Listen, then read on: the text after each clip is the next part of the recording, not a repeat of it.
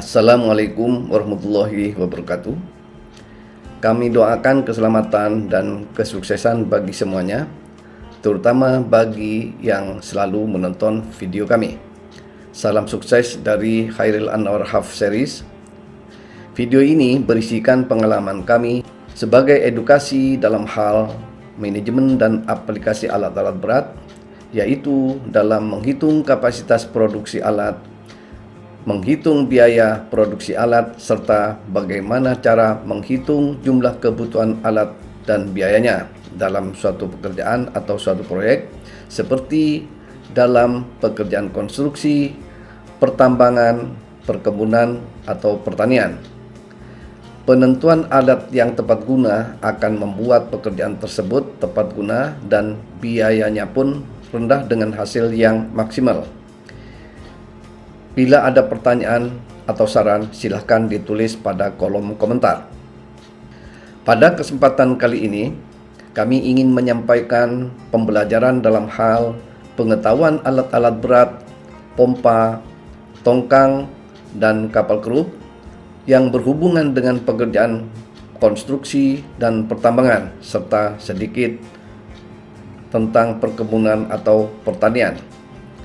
Semua yang kami sampaikan di sini adalah berdasarkan pengetahuan dan pengalaman kami semata, yaitu selama kami bekerja dari tahun 1980 sampai 2023, baik pada saat kami berada di kantor maupun pada saat kami melaksanakannya langsung di lapangan. Dalam hal ini, kami juga mencetak dalam bentuk buku yang dapat dilihat dalam buku Khairil Anwar Half Series tentang manajemen alat-alat berat. Sebelum kami menyampaikan hal ini, ada baiknya kami sampaikan terlebih dahulu alasan mengapa kita mesti belajar dan mengetahui tentang alat-alat berat dan peralatan yang lainnya. Tidak lain adalah agar kita bisa memahami fungsi, jenis, dan tipe peralatan tersebut serta cara mengelolanya agar peralatan tersebut bisa memberikan manfaat sesuai dengan yang diharapkan. Alasan-alasan tersebut antara lain, beberapa perusahaan seringkali menghadapi kesulitan dalam menentukan harga penawaran suatu proyek yang dapat dikerjakan sesuai dengan budget yang telah ditentukan, atau seringkali mereka hanya berhitung berdasarkan analisa umum dan sangat teoritis yang kadangkala menjadi rugi karena analisa biaya yang telah dibuat tidak sesuai dengan realisasi di lapangan. Yang kedua adalah kesulitan dalam menentukan jenis atau tipe serta jumlah alat-alat berat yang sesuai untuk pekerjaan atau proyek tersebut. Yang ketiga adalah kesulitan dalam menentukan metode pelaksanaan atau aplikasinya sesuai dengan kondisi lokasi proyek atau lokasi pekerjaannya. Sedangkan yang keempat adalah tidak sembarang alat-alat berat dapat digunakan untuk mencapai tujuan perusahaan, dan untuk itu harus dipilih yang tepat guna dan ekonomis, mampu berproduksi tinggi dengan biaya yang relatif rendah. Dalam pembelajaran di sini akan dibagi dalam 4 tahapan, yaitu tahapan pertama, pembelajaran berdasarkan jenis-jenis dan tipe peralatan tersebut seperti jenis bulldozer, wheel loader, hydraulic excavator, dump truck, pompa, tongkang, kapal kerup, dan lain-lainnya. Tahapan yang kedua adalah tahapan pembelajaran berdasarkan jenis-jenis material yang dikerjakan, seperti jenis material tanah merah, pasir, batu bara, dan jenis batuan lainnya. Tahapan yang ketiga adalah tahapan pembelajaran berdasarkan jenis-jenis sektor pekerjaannya, seperti menghitung estimasi kebutuhan alat dan biayanya di sektor tambang batu bara, sektor pekerjaan reklamasi, dan lain-lainnya. Sedangkan tahapan yang terakhir adalah tahapan pembelajaran proses pembuatan proposal suatu pekerjaan atau suatu proyek. Ada beberapa hal yang penting dalam hal manajemen dan aplikasi alat-alat berat yang kami sampaikan adalah bagaimana cara melaksanakan pemilihan alat-alat berat, kemudian bagaimana cara pemakaiannya. Setelah alat-alat tersebut dipilih dan digunakan, bagaimana cara melaksanakan pemeliharaannya, serta bagaimana cara menghitung estimasi kapasitas produksi atau estimasi biaya pemilikan dan operasionalnya. Juga bagaimana cara membuat proposal suatu pekerjaan atau suatu proyek. Dalam hal kapasitas produksi dan biaya produksi yang akan kami sampaikan adalah untuk jenis bulldozer, dozer shovel, wheel loader, hydraulic excavator, motor grader, motor scraper, compactor atau vibro, dump truck, serta beberapa peralatan lainnya seperti water pump, sand pump, tongkang atau bars, kapal keruk, atau dredger. Untuk menghitung jumlah kebutuhan alat dan biaya satuan produksinya, kami sampaikan berdasarkan jenis peralatannya, jenis materialnya, sektor pekerjaannya, usulan dalam suatu proposal yang telah dibuat. Setelah mempelajari pengetahuan dasar tentang alat-alat berat yang kami sampaikan, diharapkan nantinya kalian dapat menghitung biaya satuan produksi dari masing-masing peralatan, bisa menghitung jumlah kebutuhan alat dan total kebutuhan biaya suatu pekerjaan atau suatu proyek, bisa membuat proposal suatu proyek, serta bisa melaksanakan manajemen pengendalian suatu proyek atau suatu pekerjaan.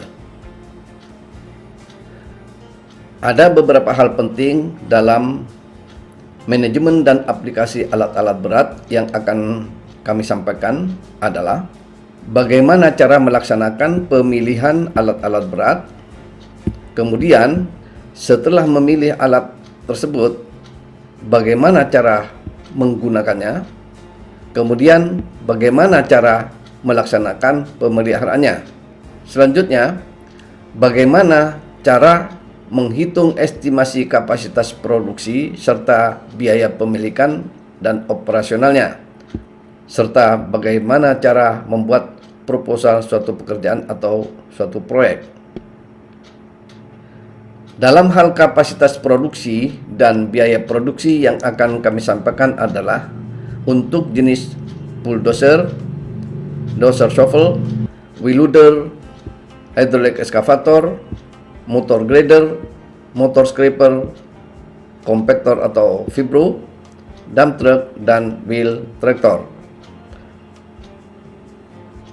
serta beberapa peralatan lainnya seperti water pump, sand pump, tongkang atau bars, dan kapal keruk atau dredger.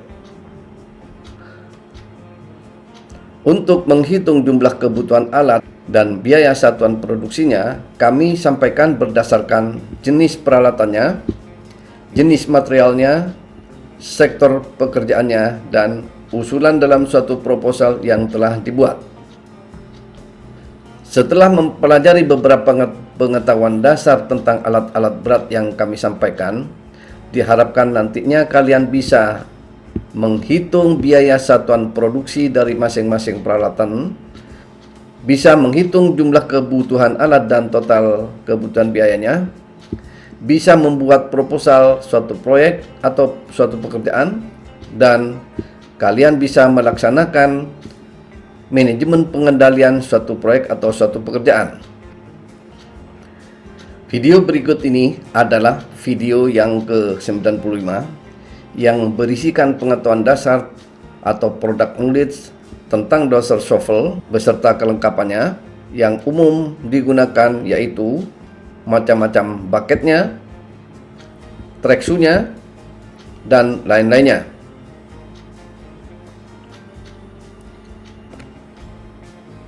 Menghitung Estimasi kapasitas produksi untuk beberapa jenis alat-alat berat sudah kami sampaikan pada video-video sebelumnya seperti bulldozer, wheel loader, eskavator, motor grader, vibro, dan dump truck. Untuk video ini kami akan menyampaikan tentang dozer shovel ini. Nah, ini dozer shovelnya.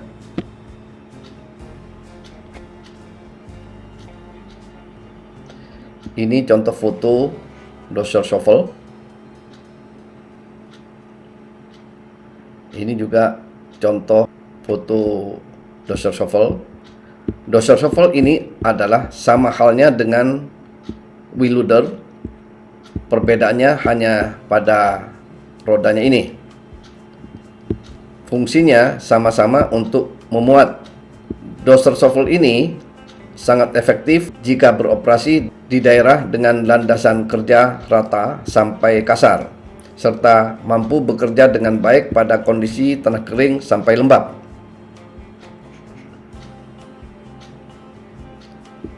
Ini contoh dozer shovel yang dilengkapi dengan side dump bucket.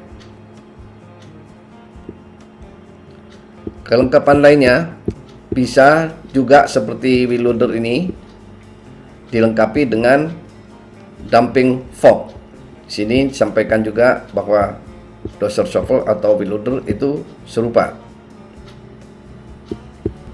Kemudian dilengkapi juga dengan lock lamp pada dozer shovel ini. Ini foto dozer shovel sedang menaikkan material yang tidak bisa dilakukan jika menggunakan wheel loader. Ini contoh foto lokasi beroperasinya dozer shovel, di mana jika menggunakan wheel loader tidak akan efektif. Dozer shovel juga bisa dilengkapi dengan lock lamp. Ada beberapa yang dapat dihitung dalam menggunakan dozer shovel, seperti kapasitas angkat. Kapasitas angkat sangat dipengaruhi oleh nilai static tipping load, di mana semakin tinggi nilai STL-nya akan semakin besar kapasitas angkat alat tersebut. Batas aman kapasitas angkat dari dozer shovel sebesar 35% dikalikan dengan static tipping load-nya ini. Sedangkan kalau wheel loader, kapasitas angkatnya bisa mencapai 50% kali full ton static tipping load-nya. Yang dimaksud dengan static tipping load ini adalah besarnya muatan yang mengakibatkan alat tersebut terjungkit dalam keadaan statis dengan kondisi sebagai berikut. Bucket dalam posisi belakang penuh, arm terangkat pada posisi terdepan atau arm kira-kira mendekati rata, track rollernya terbebas dari rantai pada dozer shovel atau ban belakang bebas dari tanah pada wheel loader. Yang dimaksud dengan full turn static tipping load adalah static tipping load pada posisi saat membelok penuh ke kiri atau ke kanan, di mana full turn static tipping load ini biasanya lebih kecil dari static tipping load-nya. Rumus menghitung kapasitas produksi untuk dozer shovel sama dengan wheel loader.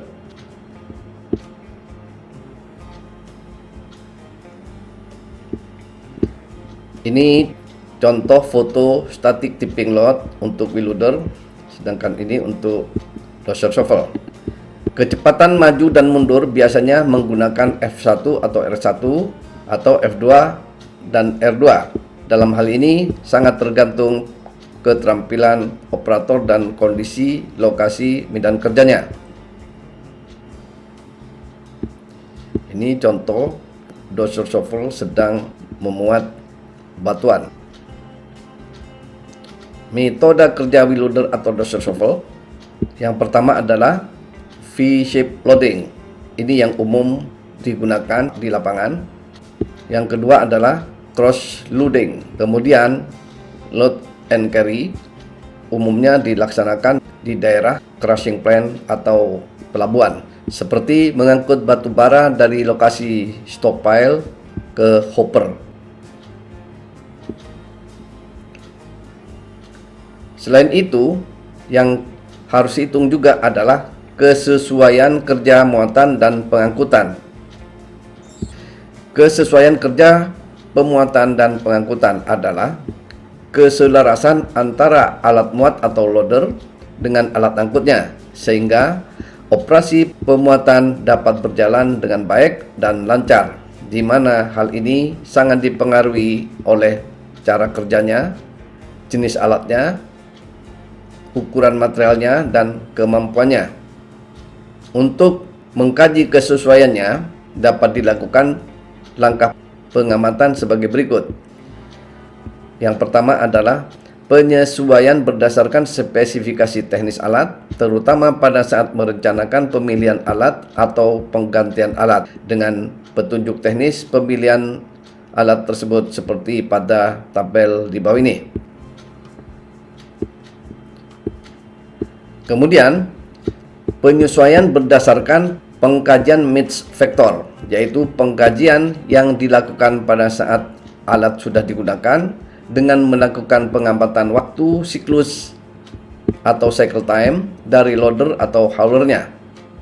Jadi di sini cycle time daripada dozer shovel dihitung, kemudian disesuaikan dengan cycle time daripada alat angkutnya atau dump trucknya. Ini dumping clearance-nya, ini dumping reach-nya. Nah, ini contoh foto dozer shovel sedang mengisi dump truck. Armada dikatakan selaras jika match faktornya ini sama dengan 1. Semakin mendekati 1 adalah semakin selaras. Faktor koreksi terdiri dari efisiensi waktu, yaitu waktu efektif yang terpakai dalam 1 jamnya. Pada umumnya, efisiensi waktu ini adalah 50 menit yang terpakai dalam 1 jam. Untuk efisiensi kerja yang dimaksudkan di sini adalah machine availability atau ketersediaan alat yang sangat tergantung pada agen atau distributor daripada alat-alat tersebut, serta posisi lokasi proyek atau lokasi pekerjaannya. Kemudian, untuk skill operator yang dimaksud di sini adalah kemampuan atau kecakapan operator atau driver, di mana hal ini sangat tergantung pada pengalaman atau jam kerja daripada si operator atau driver tersebut. Waktu pindah gigi atau waktu tetap adalah waktu yang dibutuhkan operator untuk pindah gigi atau transmisi, dan nilainya berbeda untuk masing-masing jenis alat. Ini contoh foto beroperasinya dozer shovel. Demikian akhir dari video ini. Selanjutnya pada video yang akan datang, yaitu video yang ke-96, saya akan membahas dalam hal pengetahuan dasar dozer shovel, yaitu menghitung kapasitas produksinya. Terima kasih. Wassalamualaikum warahmatullahi wabarakatuh.